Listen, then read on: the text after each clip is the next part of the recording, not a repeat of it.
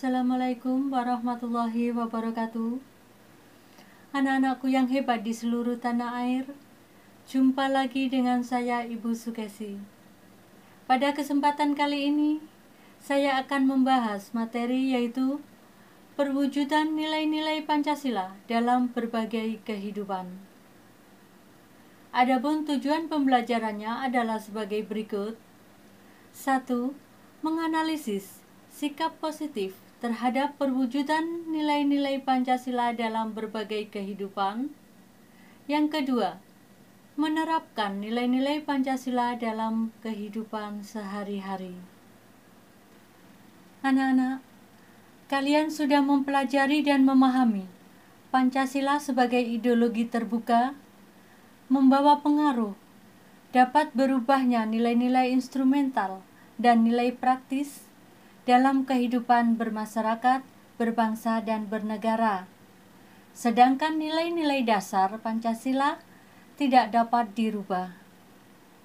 Nah, kali ini kita akan membahas tentang materi perwujudan nilai-nilai Pancasila di bidang politik, ekonomi, sosial budaya, dan pertahanan keamanan.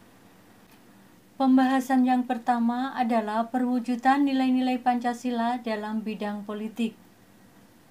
Perwujudan nilai-nilai Pancasila di bidang politik dapat dilihat dari beberapa hal seperti lembaga negara, hak asasi manusia, hukum, dan sistem demokrasi Indonesia.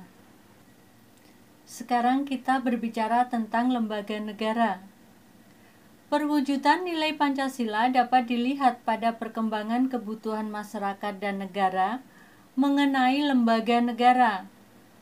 Indonesia memiliki lembaga negara seperti MPR, DPR, Presiden, MA, MK, KY, dan BPK.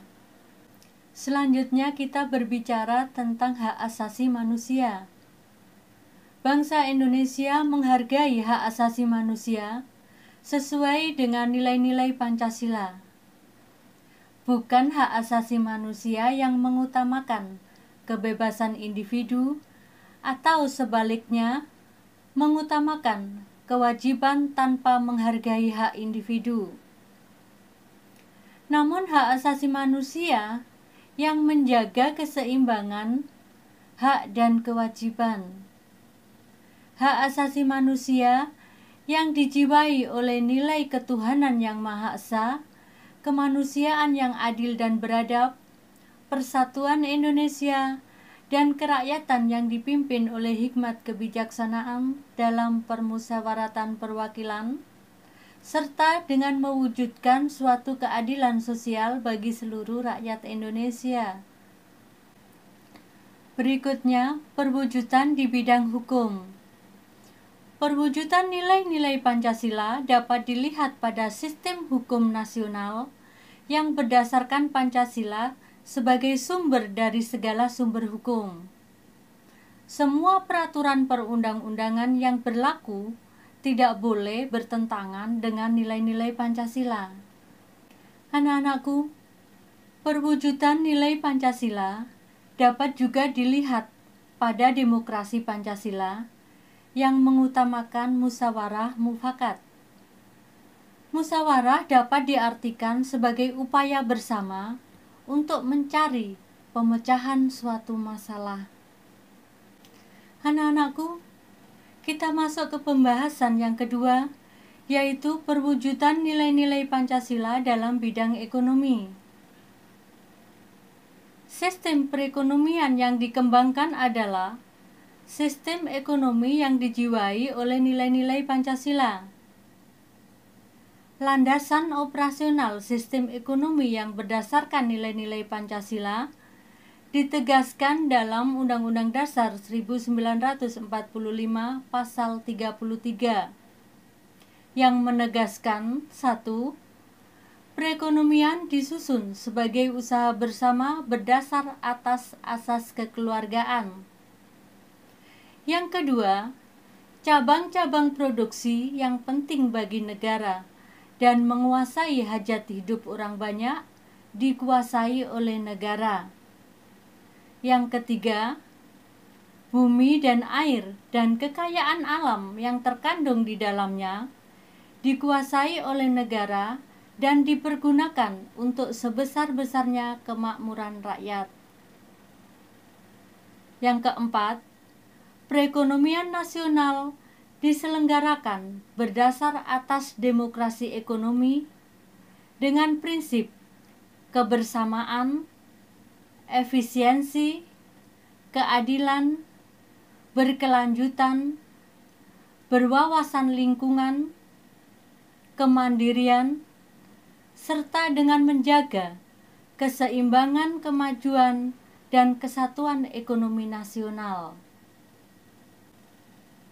Dalam hal ini, berbagai wujud sistem ekonomi, baik yang sudah ada dalam masyarakat Indonesia maupun sebagai pengaruh dari asing, dapat dikembangkan selama sesuai dengan nilai-nilai Pancasila.